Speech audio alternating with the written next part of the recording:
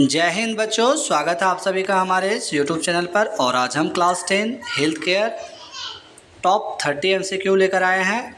तो ये model set 1 होने वाला है, आप लोग इसे अच्छे से नोट कर सकते हैं। मॉडल सेट 1 आप लोग के लिए है। सेट 1 आप लोग इसको लिख सकते हैं। और यहाँ से आप लोग का फाइनल एग्ज़ाम जो 2027 में होने वाले हैं, कंप्लीट 30 अंक के जो 15 सब्जेक्टिव और 15 ऑब्जेक्टिव प्रश्न पूछे जाते हैं, उनका भी वीडियो आप लोग को दिया जाएगा। तो वीडियो को अंत तक देखें और जितना ज़्यादा हो सके लाइक सब्सक्राइब शेयर कर सकते हैं। यहाँ पे आप अपना नाम भी लिख सकते हैं। कक्षा 10th के लिए है और रोल नंबर भी आप लोग यहाँ पे दर्शा सकते हैं। तो देख सकते हैं पूरा सीट के साथ में आप लोग को दिया जा रहा है। चलिए शुरू करते हैं। प्रश्न संख्या 1 कहता है कि WHO का पूर्ण रूप क्या है। WHO का पूर्ण रूप यानी कि पूरा नाम पूछा जा रहा है। तो इसका पूरा नाम होता है वर्ल्ड हेल्थ ऑर्गेनाइजेशन, जो कि ऑप्शन नंबर ए में दिया गया है। तो ऑप्शन नंबर ए इसका करेक्ट आंसर होगा।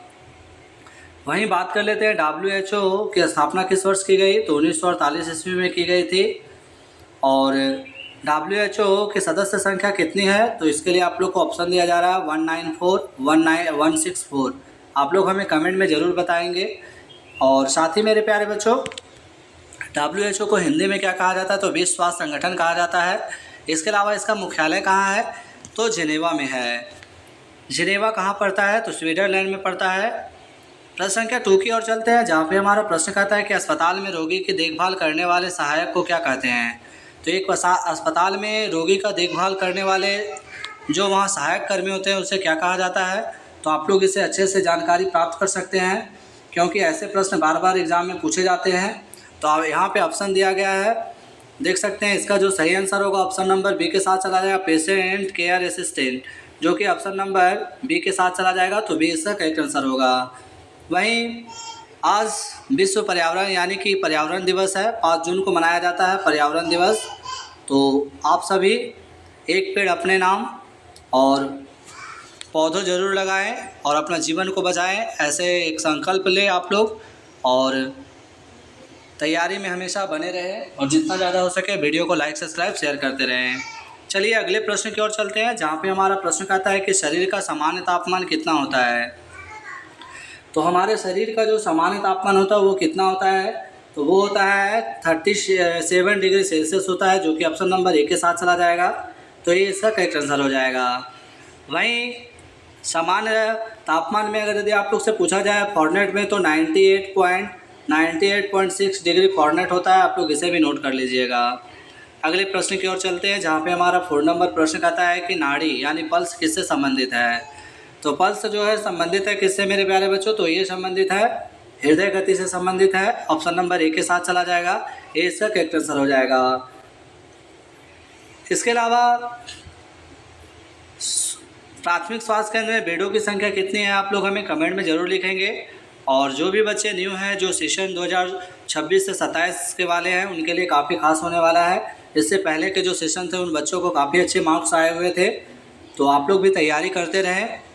5 नंबर प्रश्न कहता है कि संक्रमण फैलाने वाले सूक्ष्मजीवों को क्या कहते हैं। तो संक्रमण फैलाने वाले सूक्ष्मजीवों को पैथोजन कहते हैं, जो कि ऑप्शन नंबर बी में दिया गया है। तो बी इसका करेक्ट आंसर होगा। इसका मतलब क्या होता है, तो रोगजनक होता है। आप लोग इसे नोट कर लीजिएगा, रोगजनक कहा जाता है, इसका मतलब होता है। अगले प्रश्न की ओर चलते हैं, जहाँ पे हमारा 6 नंबर प्रश्न कहता है कि हाथ धोना किसका उदाहरण है। तो हाथ धोना किसका उदाहरण है मेरे प्यारे बच्चों, तो हाइजीन का उदाहरण है। ऑप्शन नंबर बी के साथ चला जाएगा, बी इसका करेक्ट आंसर होगा। वहीं हैंड वॉश दिवस कब मनाया जाता है, तो आप लोग के लिए ऑप्शन दिया जा रहा है 15 अक्टूबर और 15 सितंबर। जल्दी से आप लोग हमें कमेंट में लिखेंगे इसका राइट आंसर क्या होगा।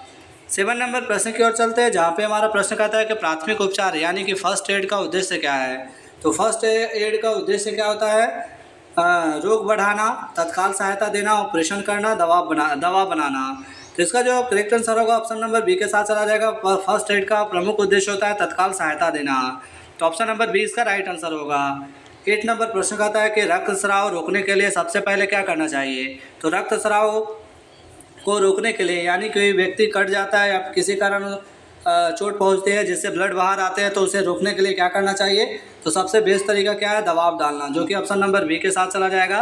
तो बी इसका करेक्ट आंसर हो जाएगा।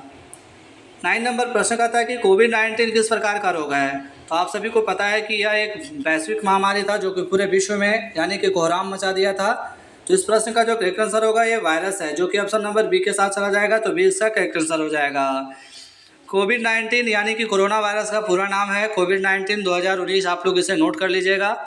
इसके अलावा इसकी शुरुआत कहाँ से हुई थी, तो चीन के वुहान शहर से हुई थी, चीन के वुहान शहर से, आप लोग इसे नोट कीजिएगा। 10 नंबर प्रश्न कहता है कि अस्पताल में रोगियों का पहला संपर्क बिंदु कौन होता है। तो अस्पताल में रोगियों का जो पहला संपर्क बिंदु होता है वो कौन होता है, तो वो होते हैं रिसेप्शनिस्ट होते हैं, जो कि ऑप्शन नंबर बी के साथ चला जाएगा, तो बी इसका करेक्ट आंसर हो जाएगा। तो अस्पताल में रोगियों का पहला संपर्क बिंदु रिसेप्शनिस्ट होते हैं, ऑप्शन नंबर बी के साथ जाएंगे। वहीं अगले प्रश्न की ओर चलते हैं। 11 नंबर प्रश्न कहता है कि मानव शरीर में रक्त पंप करने वाला अंग कौन है। तो हमारे शरीर में जो रक्त का पंप करता है वो पार्ट्स कौन सा है, तो वो पार्ट्स है मेरे प्यारे बच्चों, चला जाएगा। ऑप्शन कहता है ए फेफड़ा, बी कहता है यकृत, सी कहता है हृदय और डी कहता है गुर्दा। तो इसका जो करेक्ट आंसर होगा ऑप्शन नंबर सी के साथ चला जाएगा, हृदय के द्वारा किया जाता है। वहीं 12 नंबर प्रश्न कहता है कि संतुलित आहार में क्या शामिल होता है। तो संतुलित आहार में क्या शामिल होता है, केवल कार्बोहाइड्रेट, केवल प्रोटीन, सभी आवश्यक पोषक तत्व, केवल वसा। तो देखिए संतुलित आहार में इन सभी को शामिल किया जाता है, तो ऑप्शन नंबर जो हमारा सी दिया गया है, सभी आवश्यक पोषक तत्व, ऑप्शन नंबर सी के साथ चला जाएगा। 30 नंबर प्रश्न की ओर पहुंच चुके हैं, और आप लोग अगर वीडियो को लाइक सब्सक्राइब शेयर नहीं किए होंगे तो जितना ज़्यादा हो सके शेयर करते चले जाएंगे। 30 नंबर प्रश्न कहता है कि रोगी के तापमान को मापने के लिए किसका उपयोग किया जाता है। तो रोगी के तापमान को मापने के लिए थर्मामीटर का प्रयोग किया जाता है, जो कि ऑप्शन नंबर बी के साथ चला जाएगा, ऑप्शन नंबर बी इसका करेक्ट आंसर हो जाएगा।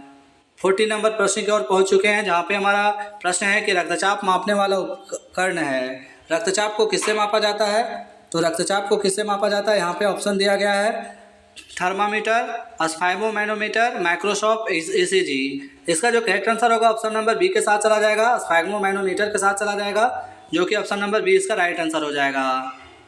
अगले प्रश्न की ओर चलते हैं। 50 नंबर प्रश्न कहता है कि अस्पताल में स्वच्छता बनाए रखने की प्रक्रिया कहलाती है। तो अस्पताल में स्वच्छता बनाए रखने की प्रक्रिया क्या कहलाती है मेरे प्यारे बच्चों, तो ये कहलाती है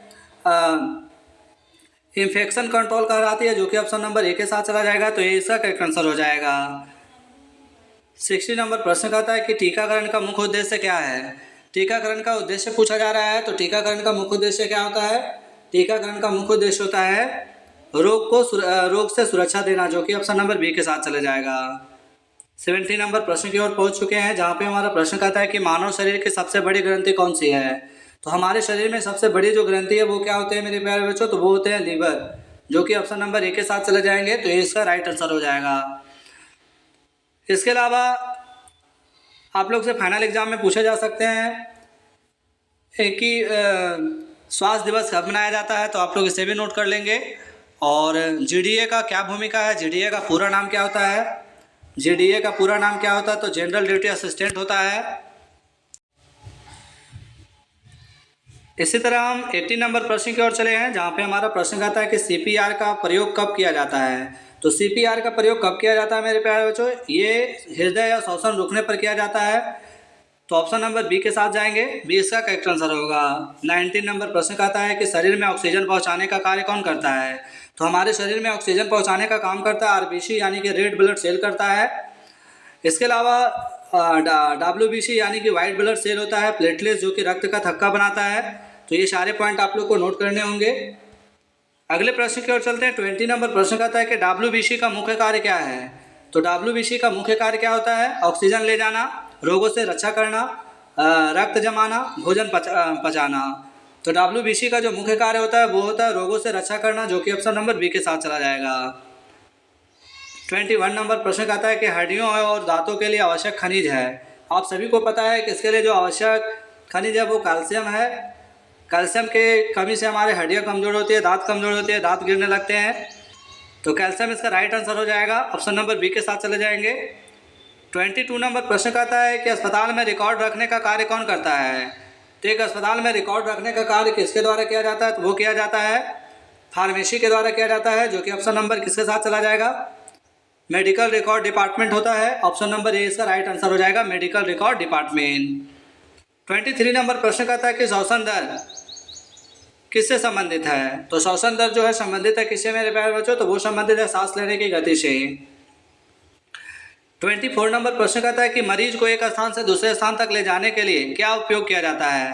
तो आप सभी को पता है कि जब आप लोग हॉस्पिटल जाते हैं तो वहाँ पे मरीज को एक स्थान से दूसरे स्थान पहुँचाने के लिए किसका प्रयोग किया जाता है? तो व्हील चेयर का प्रयोग किया जाता है। ऑप्शन नंबर ए इसका राइट आंसर होगा। 25 नंबर प्रश्न कहता है कि नसों में दवा देने की प्रक्रिया क्या कहलाती है? तो नसों में दवा देने की प्रक्रिया क्या कहलाती है मेरे प्यारे बच्चों? तो वो कहलाती है इंजेक्शन कहलाती है, जो कि ऑप्शन नंबर ए के साथ चले जाएंगे। इसके अलावा सबलिंगुअल दवा कहाँ दी जाती है? आप लोग इसे भी नोट कीजिएगा। सबलिंगुअल